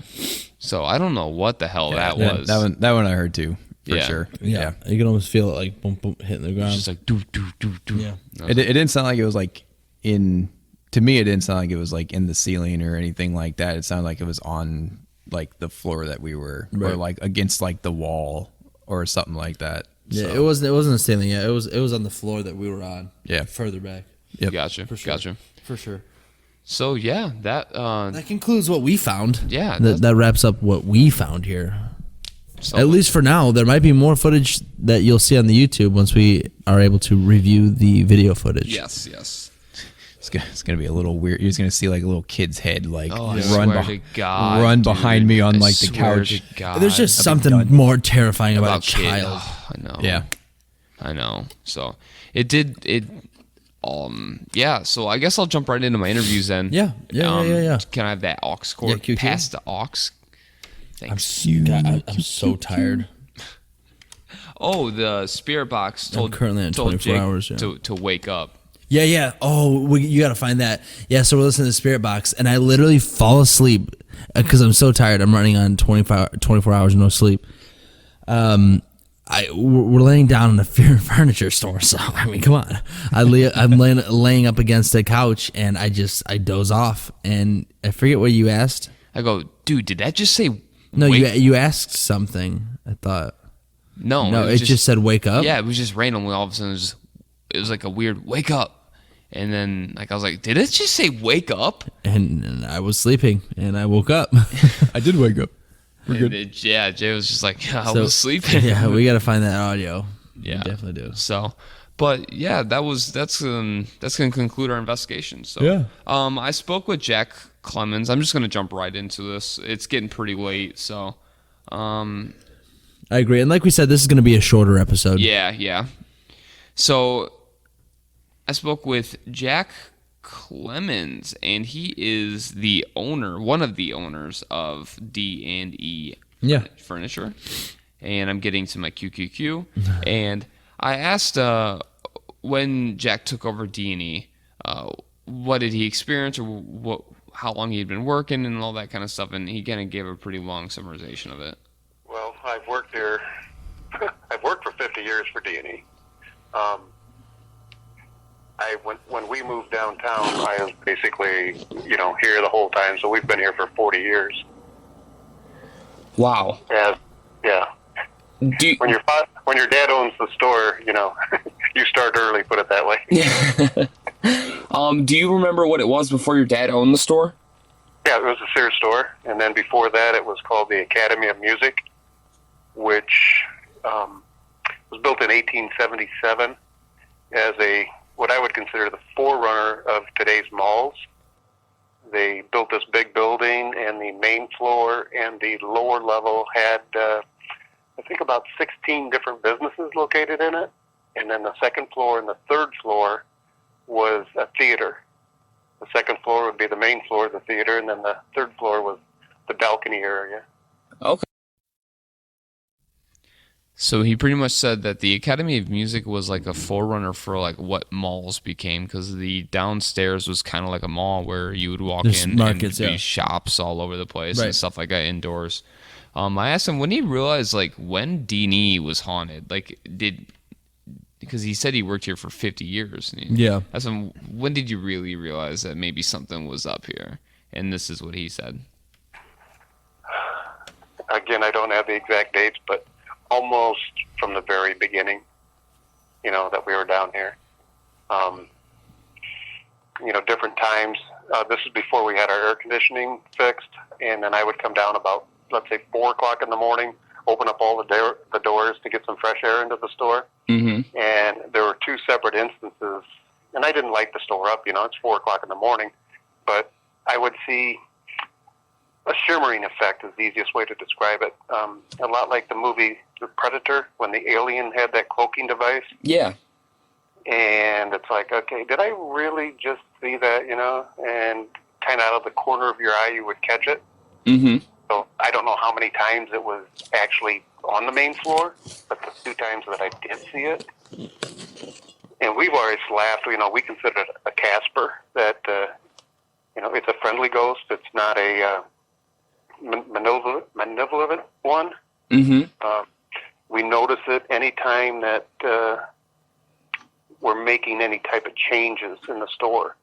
I should say drastic type changes, where, let's say, you're going to build a wall or you're going to do something, then it will show up to not voice its displeasure, but let you know that I'm still here type, Mm-hmm. Mm-hmm. I had a meeting one time with 3 gentlemen right outside my office, and there's a door that goes to the north side, where originally that doorway had a staircase attached to it that would go up to the second floor to the theater part. And we were standing there and discussing business, different changes, and the door swung open, all the way open. And I noticed it right off the bat, and it swung shut, and then it swung all the way open again. And one of the guys looks at me and he says, did you just know that your door just opened and closed by itself? And I said, yeah. I said, that's our ghost. That's just making itself be known that I'm here, Almost like it was, I don't know, it sounds strange, but eavesdropping on our conversation, It's like, Chris, we got 54,000 square feet. Why did it show up in this particular spot of the store when we were discussing something? A change in the store, I should say. Mm-hmm. What? Did he say 54,000 square feet? Yes, this place is Holy 54,000 square feet. That's a big number. I can't even count that high. Could you imagine? Yeah. In this Could you imagine turning this into a house? Could you imagine this being your house? No. Because that's a lot of upkeep. That's a lot of upkeep. It's a whole lot of extra. So he was talking about that it was a Casper ghost. Right. And you'll hear that over and over again through these recordings, that it's a friendly ghost. They don't think it's evil or wants anything bad happening. He's also stated that the paranormal activity happens a little bit more when things change within the building, like walls are knocked down or remodel is going on and stuff like that. So he doesn't think maybe it's showing its displeasure for the remodel, or maybe just like, hey, I'm still here. You know what I mean? That's kind of seems to be an ongoing thing when remodeling. Yeah. Whatever spirits at unrest doesn't like change. Spirits are people, and people don't like change. That's what I always say. I like change because that means something's happening in my life. What the hell are you saying? I like change because that means something's happening. I in my life. I was like, something in my life. But all I'm thinking about right now is caffeine. I know. But we're almost done. Wake me up before you come. I was saying, wake me up inside. Wake me up inside. I asked who we believe. I asked who we believe. Oh, was we have a the podcast. Sorry. Yeah, we are in a podcast. Yeah, that's very true. Who he believes was a spirit that still resided in the store, and this is what he said. No clue. We had, years ago, I mean, this. And that's it. No, just kidding. All Yeah, right. just no clue. No clue. All right, on to the next one. All right. 80s, we had a lady that would come in, not say anything to anybody, and she would go up to the second floor. And we asked her, well, what are you doing? She said, I'm up here talking to my brother. He used to work in the carpet department at Sears. So this old lady would come into the store and not say anything, go to the second floor where there was nobody there and say, I'm going to go speak to my brother who used to work here. Ma'am, would you mind leaving, you psycho? Yeah, so super weird. That's just that's super strange. Yeah. And this is just a continued cue from that initial who he believed was who resided in here. We've heard children's voices. We've heard footsteps, to the point that, you'll be behind the sales counter and you'll hear footsteps across the ceiling or the floor above you. And does anybody have a customer upstairs? No, nobody's up there. And it's like, okay, there were footsteps up there. So when you said you hear children, can you kind of go in a little bit more detail of the voices and stuff like that? It's really hard to describe that one because, it's almost like they were talking, and I can't remember if they started laughing or not. That was something that my wife had heard more so than I did. Mm-hmm. We were both behind the counter, and she was closer to the area that it sounded like it was coming from. So voices of children have been heard from different people in this building. Okay, that's yeah, because that's creepy. Yeah, Shit. Yeah, that's why when you said it was like a child singing, I was like, "What the?" Yeah, fuck? it was like it wasn't just like singing. Like I heard there was like multiple things, so it sounded like singing and talking. Because I could hear just like the left of my left side, I could kind of hear something. Because when I would turn my full head, it would stop. So I had to keep my ear like to the direction. Mm-hmm. There'd be like a little bit of laughing, a little bit of singing. Gotcha. So yeah, just that's creepy. It's creepy. So that means that I wasn't just making it like my mind wasn't just playing tricks. Yeah, that's why I was like super like stoked about it. I didn't tell them anything that I thought you were just stoked because like you're an excitable person. I am. Also true. I'm always stoked. Also true. So I asked Jack, what was the most extravagant experience he's had here, like paranormally, and this is what he said. QQQ. Shimmering, because it was like in the middle of the store. It was the strangest thing. That personally to me. The other thing, this was happened to my son and one of the other guys. We had a load of recliners come in, and what we do, we'll send one person up to the third floor, and then one person stays on the loading dock. And the elevator just goes up and down between the floors, and they would load it, send it up to the warehouse, unload it, send it down to the loading dock. And the gentleman that did not believe in ghosts heard the elevator come down. He turned and he looked towards the elevator, and there's a little glass window on it, and he saw a face in the window. So he walked over to the elevator to open it, thinking that my son was in there, bringing the elevator down, and there was nobody in the elevator. No. So he saw... Absolutely not. He saw a face that he believed was a young boy. Absolutely not. No. And it was not Jackson. Yo. No. Yo. Yeah. Okay, first of all, if I saw a little fucking face looking at me through a window and there's nobody there, I'm never coming back to this building ever. There's just something about little kids, like ghosts and spirits of little kids. That's just fucking terrifying. Kids are terrifying, like, by themselves. Right. Like, just in general. Me saying that as I have 2 kids. They're, like, They're terrifying. they're little, just terrible creatures. They're the worst part of you until they become the best part of you. Shut up. Yeah, you have, like, 3 dogs and, like, 1 is stupid. What is very stupid, bro. So I brought Ella. She's my puppy to come hang out. First thing Gimli does is just full force just run into the wall because he misses her. So he smacked that little where you had the little dust thing. Yeah. Just fucking headbutts the wall. What a dumb dog. dumb. He's so fucking dumb. But yeah, kids are terrible. Ghost kids. You can't imagine they're any better. A literal ghost boy. Yeah. Hey, ghost boy. I'm already ghost boy. And a very ghost boy. All right, so I asked him, besides renovating or changing the building, what caused some more paranormal activity? Like, was there anything in particular that maybe caused it? And this is what he said. I think anytime we get a new employee and we discuss the ghost and we discuss different things, and if they just flat out, I don't believe that. You're making that up. That doesn't happen. Something will happen to make them a believer. Okay.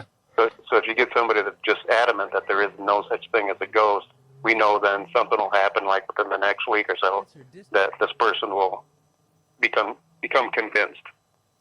You know, and you can go back and talk to employees that worked for us 40 years ago, and they'll tell you the same thing. Oh yeah, there's a ghost at D&E. So every person that comes into this building that's like, ghosts are full of shit. Ghosts are full of shit. It's like, that fucking ghost is just full of shit, dude. I don't believe a fucking word you said, ghost. Immediately become a believer. This ghost over here is always starting shit. I don't believe that ghost. He's full of He's shit. saying 2 + 2 = 4, and then he shows the math equation on the board. Ah, fuck. Fucking, You got me. you got lucky. You this think time. you're smarter than me?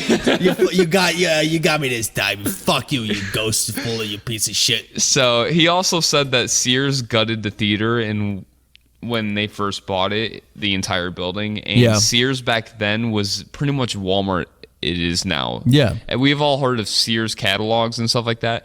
There was actually a newspaper article that said in the 1930s, somebody bought their entire house from a Sears catalog.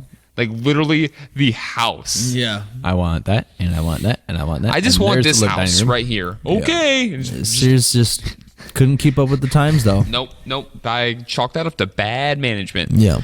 So I spoke with Brad Clemens. As you can see, this is a family-ran business. So Brad, the little boy in the window playing tricks on the delivery guy. Brad is a manager.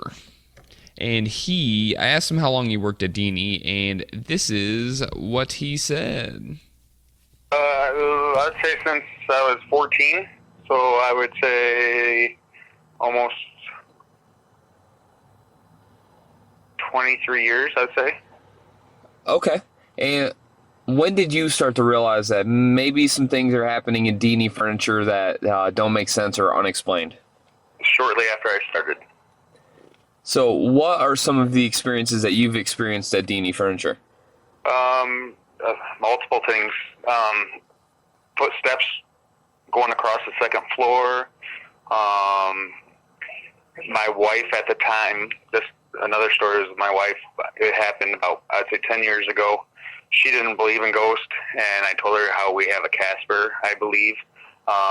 And I had soul tags on the counter, and I was standing in front of the counter with my back towards the soul tags, and she was facing her, which she was about 10 feet away, looking at the soul tags, and as we were talking, the soul tags literally went off the counter and underneath the counter.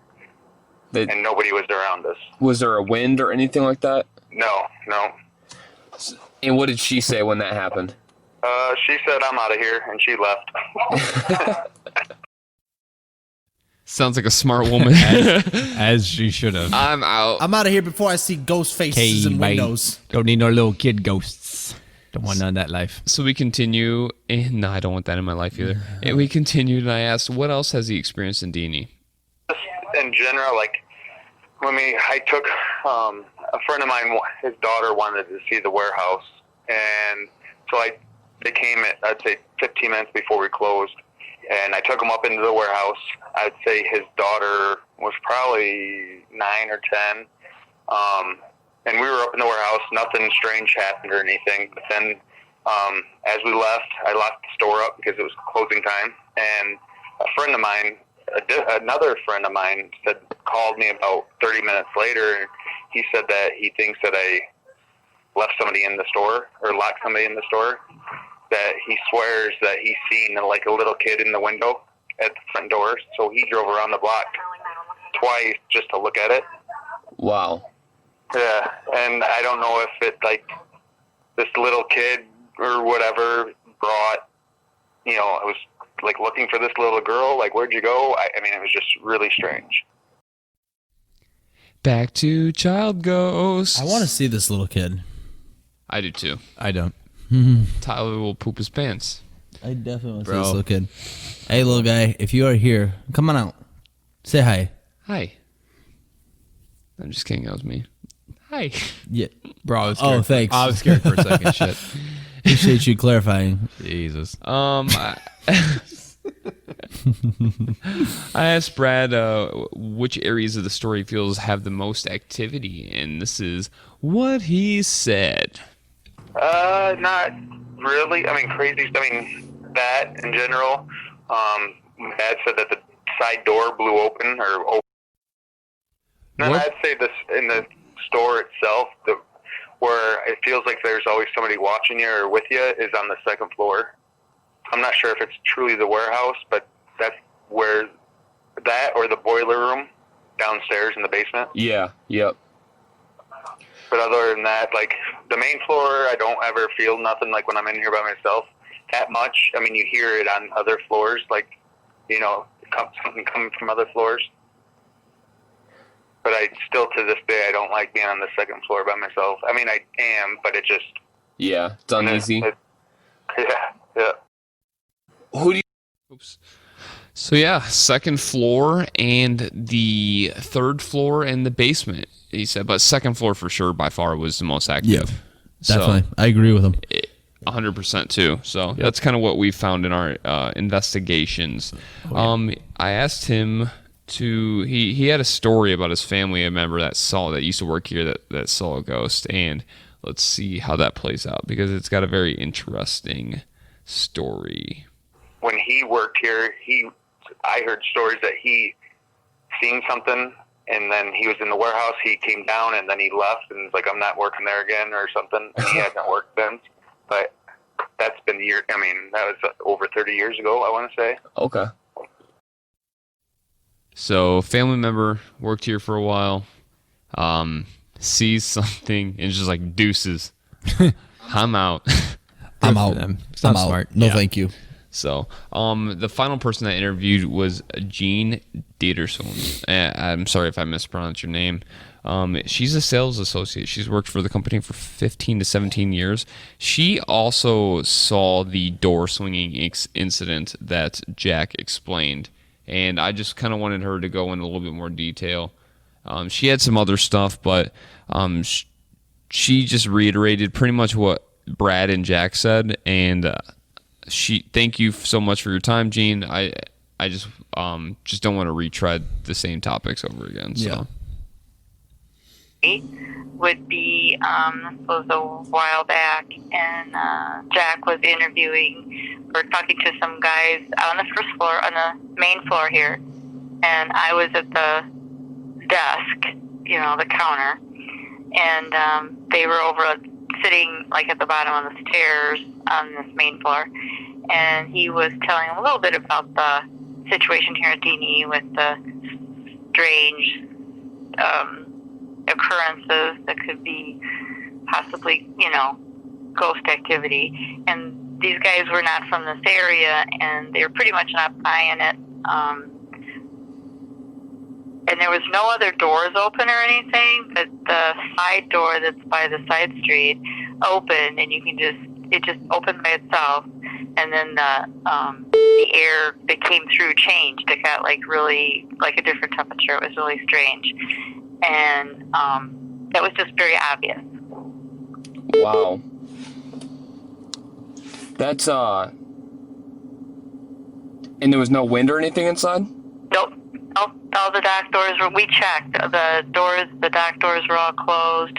There was no open doors. There's nobody coming in and out of the store at the time at all.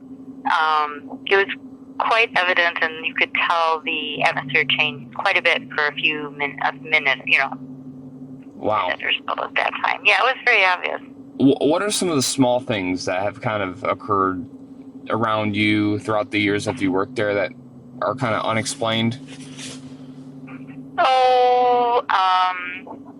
Noises upstairs, like when you're on the main floor, when there's nobody around. And I mean, there's nobody upstairs. There'll be like the floor might creak a little bit. Something like that has happened. That happens.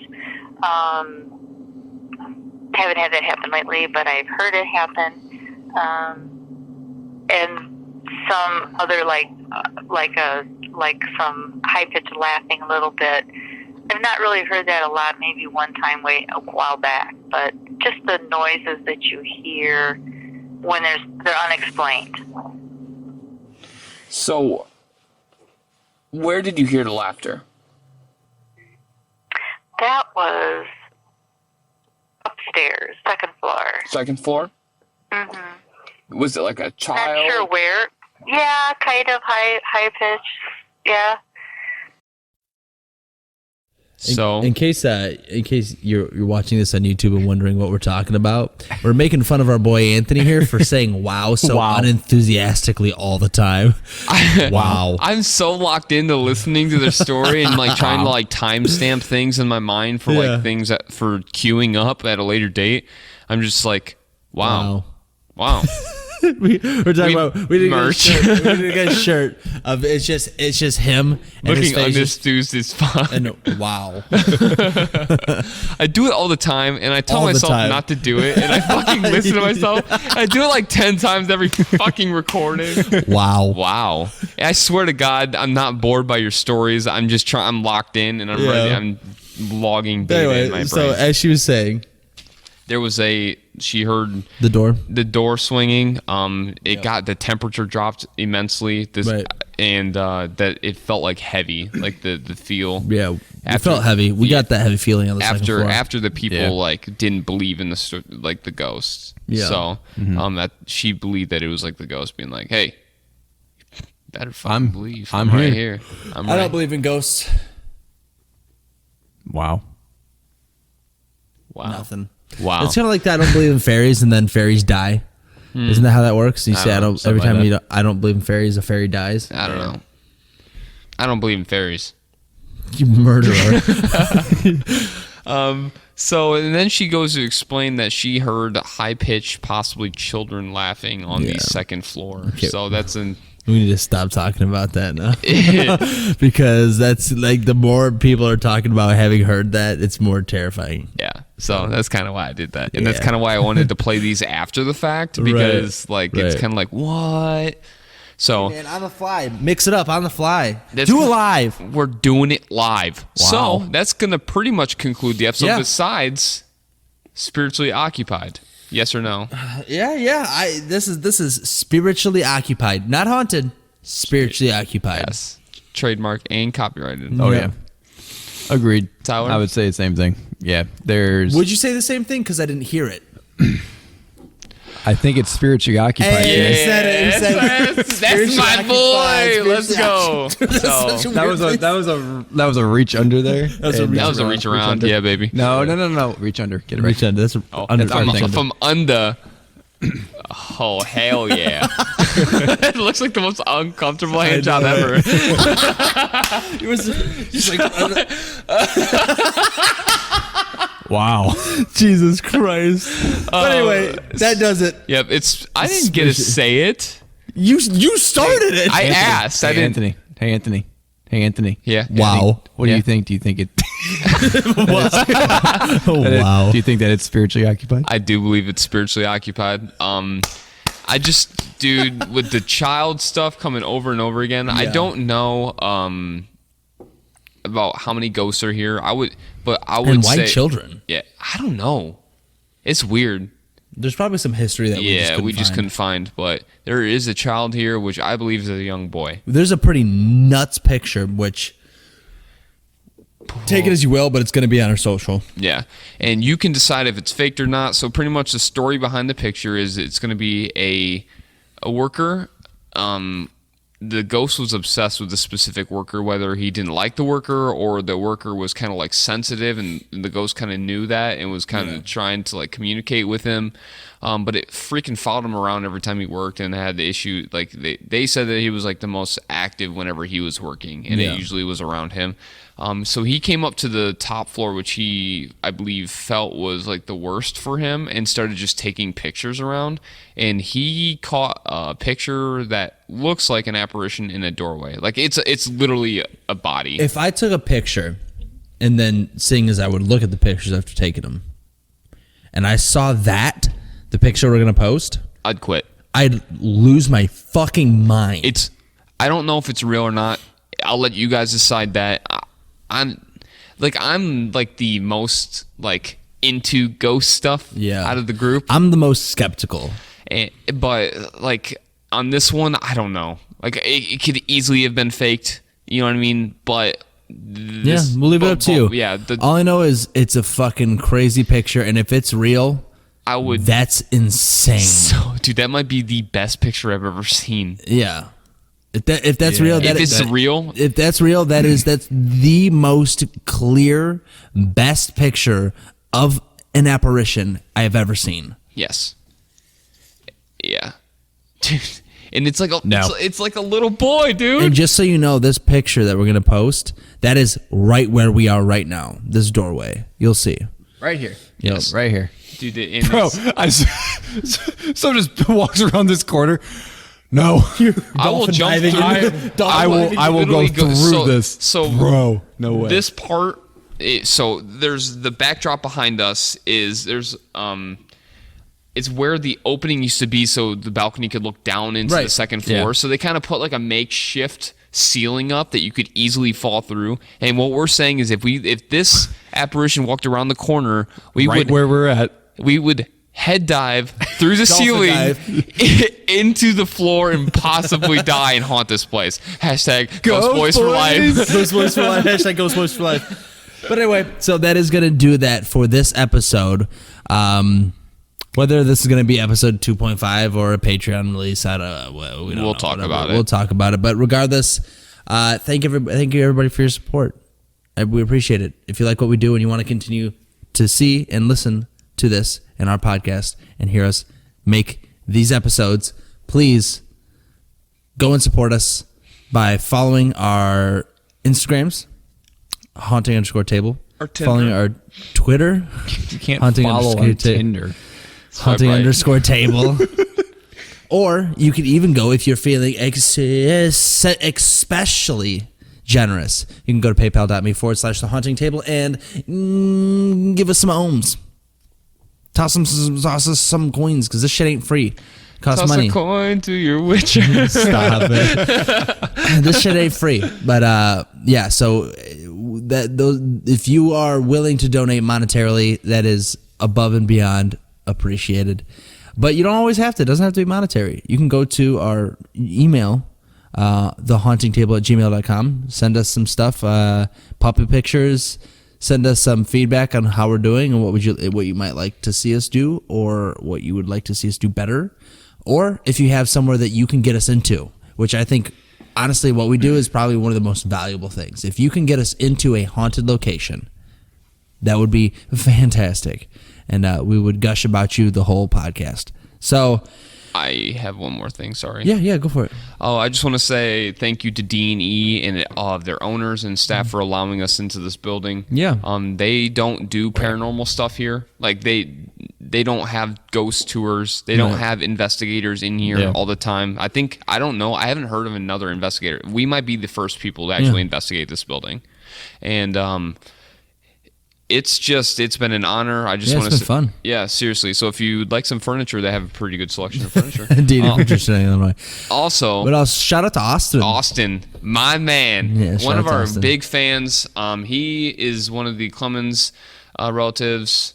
So he's part of the family that owns this. He was super excited when he saw me because he's seen some of the previous episodes. He's old enough, I feel like, to listen to our episodes, or at least be comfortable. I hope listening. so. I hope so. So Ghost Nut.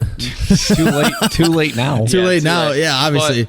But he signed the table. He's the one signing the table. So shout out to you, Austin. Appreciate you. Yeah, buddy. Keep watching, man. Let's go, Austin. Keep it up, bud. Also,